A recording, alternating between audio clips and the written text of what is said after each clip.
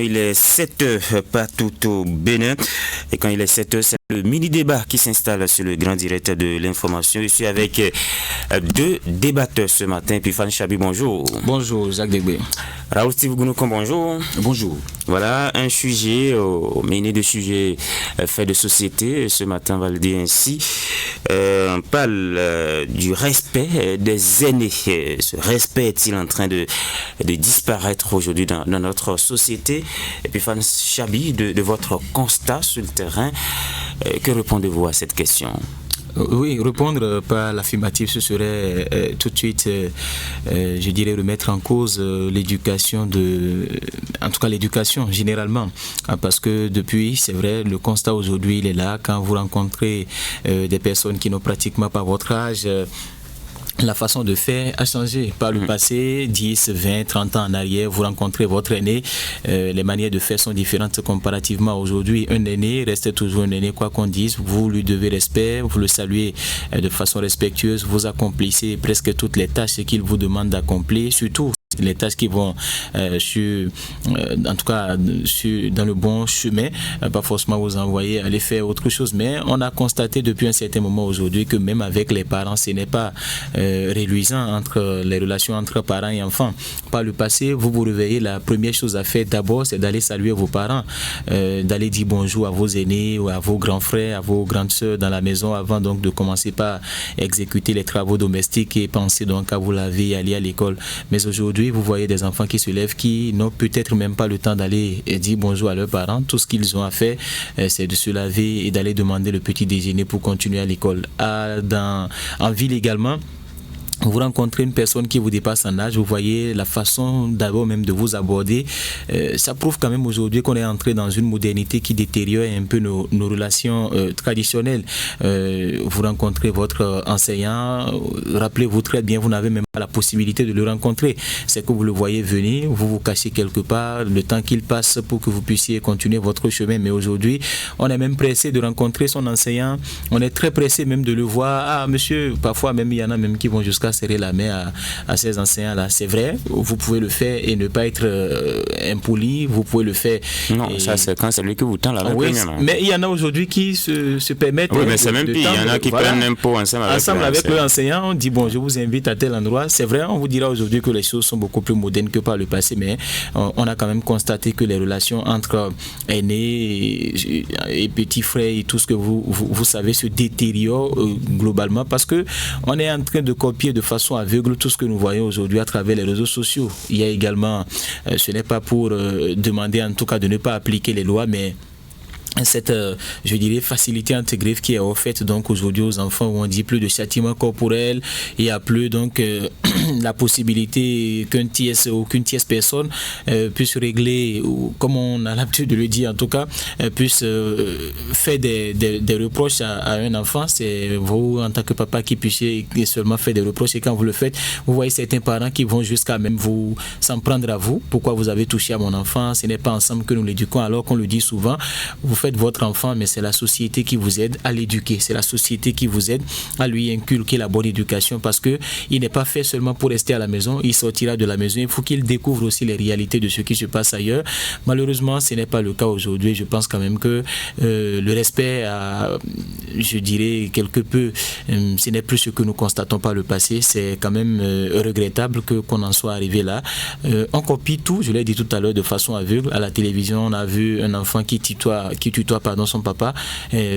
On se dit bon, c'est la meilleure des choses à faire. Un enfant qui appelle son papa par son prénom, on se dit ah non, c'est bon, si les Européens le font, c'est que nous-mêmes on doit le faire. Et ça contribue aujourd'hui de façon drastique à diminuer le respect que nous avons pour nos aînés. À un certain âge, quand vous vivez chez vous, 12, 13, 14 ans déjà, votre petit frère commence déjà par vous appeler Fofo.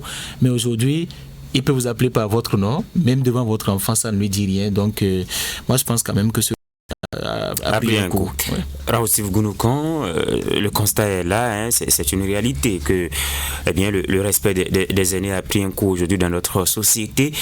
Et qu'est-ce qui peut bien justifier cela selon vous? Ce qui peut expliquer une telle situation, c'est qu'on ne sait pas pourquoi il faut respecter les aînés. Tout part d'abord de là. Si tu ne sais pas pourquoi il faut respecter les aînés, tu ne vas pas les respecter. Parce que tout simplement, l'aîné, c'est un réservoir de sagesse. Ouais. C'est un réservoir de savoir et d'expérience. Et il peut te permettre d'aller puiser tout ceci. Est-ce que c'est toujours ça? Il y a des années vraiment. Justement, c'est là la question. Si Et tu ça ne vaut sais pas pas la peine. que c'est un réservoir de savoir, de sagesse et d'expérience, mais comment tu peux aller puiser? Parce que pour aller puiser, justement, il y a une conduite qu'il faut avoir. Alors, lorsque la personne sent que vous ne l'aimez pas, vous n'êtes pas intéressé, vous n'allez pas avoir toutes ces chances-là de cette personne, justement. Parce que pour évoluer, il y a ce qu'on appelle les relations intergénérationnelles. C'est très important. C'est-à-dire que l'expérience que l'autre a met l'expérience à ton service. Vous allez voir, même dans beaucoup de services, c'est comme ça. Il y a ce qu'on appelle les doyens, des anciens, et qui sont pétris d'expérience et qui partagent justement cette expérience avec les plus jeunes qui sont entrés dans le métier. Et c'est comme ça, ça doit se fonctionner. Et au même moment, les anciens aussi ont besoin des jeunes qui sont en train d'émerger parce que ça fait... C'est des partages. mélange. Vous voyez? Et donc, si vous ne savez pas, c'est que vous n'allez pas le faire. Mais ce que nous observons aujourd'hui, c'est que ça pose un problème d'éducation, malheureusement, et tout part de là parce que tout simplement, à l'école, on ne met plus forcément l'accent sur l'éducation.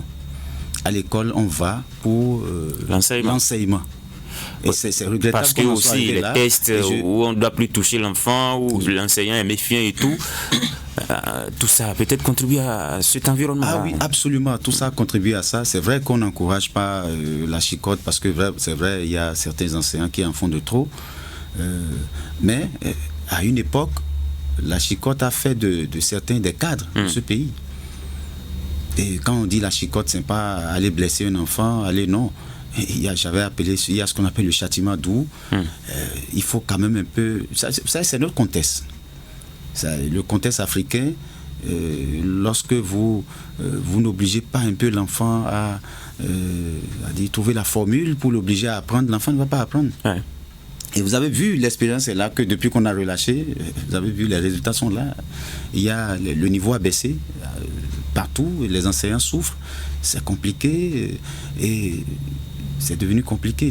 Mais la faute n'est pas qu'aux enseignants, hein. Vous avez également les parents à la maison qui ne sont plus là, ou même quand ils sont là, on a gâté les enfants. Je parle de façon générale. C'est de façon générale. Et les enseignants font ce qu'ils peuvent.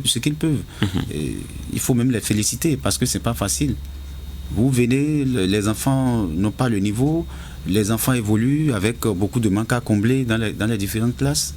Et il vient au CM2, c'est au CM2 que ça devient compliqué. Et ça fait que l'enseignant est obligé d'augmenter même les heures. Ouais. Ça, c'est un autre débat. Ça, c'est un autre débat. Voyez-vous?